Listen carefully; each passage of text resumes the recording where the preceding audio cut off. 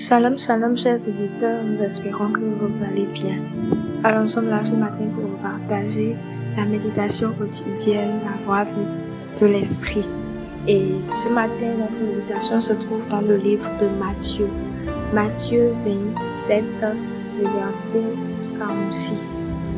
Matthieu 27, le verset 46, qui dit: Vers 3 heures, Jésus cria d'une voix forte: Élie, Élie, lama sabachthani, ce qui veut dire: mon Dieu, pourquoi m'as-tu abandonné? Que le Seigneur bénisse sa parole. Amen. Le titre de notre méditation de ce matin, c'est Golgotha, le lieu d'expiation. Golgotha, le lieu d'expiation.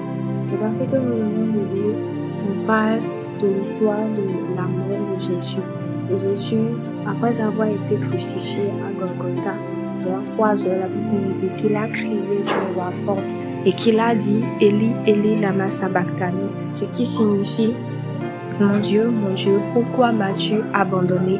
Le Seigneur Jésus, il a accepté laisser sa gloire d'en haut. Il a accepté laisser la gloire que Dieu lui-même lui proposait. Il a accepté venir sur la terre pour pouvoir supporter, pour pouvoir prendre le fardeau de nos péchés, afin de pouvoir nous libérer de la malédiction que nous portions avant, depuis sous le poids du péché.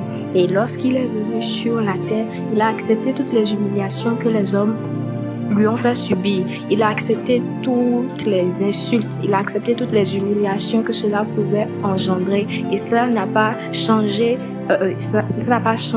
la décision qu'il avait prise de pouvoir sauver toute l'humanité. Et il a porté notre fardeau sur la croix, et à Golgotha, nous pouvons voir que le Seigneur Jésus, il a vraiment souffert, et au point où lui qui avait l'habitude d'appeler Dieu mon Père, qui avait l'habitude de dire à chaque fois mon Père, à ce moment précis, il a dit: mon Dieu, pourquoi m'as-tu abandonné? C'est à ce moment précis-là que le transfert était en train d'être fait. Le transfert qui allait nous permettre, nous, de pouvoir être sauvés. Ce transfert qui allait nous permettre à nous de pouvoir être délivrés du poids de la malédiction que nous portions depuis le péché d'Adam. Puisque Dieu, il est infiniment saint, et que sa sainteté ne peut pas permettre à ce que ne serait-ce qu'un petit grain de péché puisse s'approcher de lui. À ce moment précis, Dieu était obligé de pouvoir le laisser. Dieu était obligé d'abandonner Jésus sur la croix à ce moment-là, parce que c'était à ce moment-là précisément que Jésus était en train de porter notre fardeau, il était en train de porter nos péchés. Dieu qui était infiniment saint ne pouvait plus rester avec lui pendant ce moment-là. Il était obligé de l'abandonner. Et malgré cela, Jésus, il a supporté, il a montré sa fidélité. Nous devons comprendre que l'œuvre de la croix était exceptionnelle. Cette œuvre, elle est vraiment de Dieu, et c'est parce que Dieu, il nous aime tellement, c'est parce que son amour n'a pas du tout de limite. Son amour est tellement grand qu'il a voulu que nous soyons sauvés malgré cette distance-là qui nous séparait à cause du péché. Pour les hommes, pour nous les humains, lorsqu'on meurt, c'est la fin de la vie, c'est la fin, c'est le terme. Mais la mort de Jésus n'a pas été une fin. Ça a été au contraire le début de notre victoire. Ça a été le début de notre résurrection. Ça a été le début d'une nouvelle vie que nous avons en Christ. Et ce matin encore, j'aimerais simplement vous faire comprendre que si le Seigneur, il est allé à Golgotha et qu'il a souffert toutes ces atrocités, c'est pour que nous nous soyons délivrés, c'est pour que nous nous soyons à jamais libérés.